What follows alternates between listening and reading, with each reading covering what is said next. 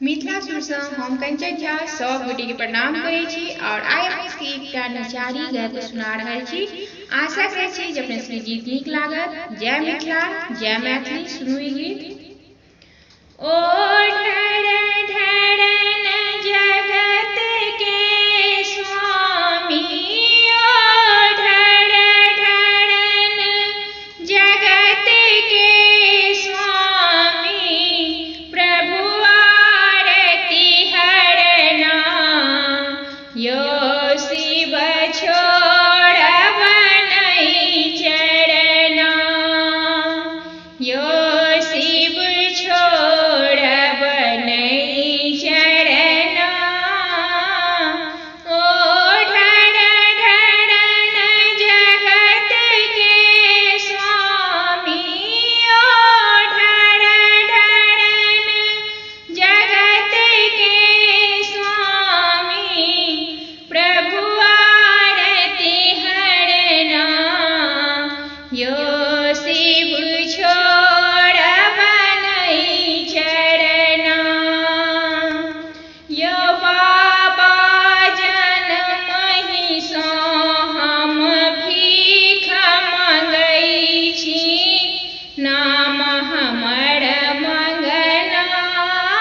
यो बाबा जनमहि सँ हम भीख मंगै छी, नाम हमर मंगना।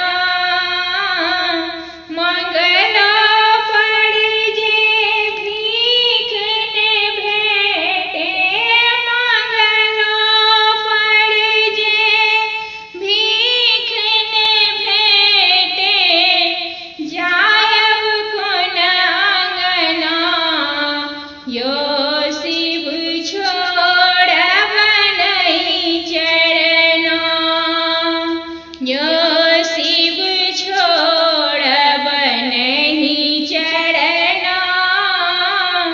ओ जगत के स्वामी, ओ जगत के स्वामी, प्रभु आरती हरना, बाबा छोड़ब नहीं चरना। सबके दिलियै अंधन लक्ष्मी दास, जानी अपना, यो बाबा सबके दिलियै अंधन लक्ष्मी दासी, जानी अपना। हमरा बेर में लिख लो बाबा, हमरा बेर में लिख लो यो बाबा, बिलटी बिलटी मरना, यो शिव छोड़ब नहीं चरना, यो शिव छोड़ब नहीं चरना। ओ जगत के स्वामी, ओ जगत के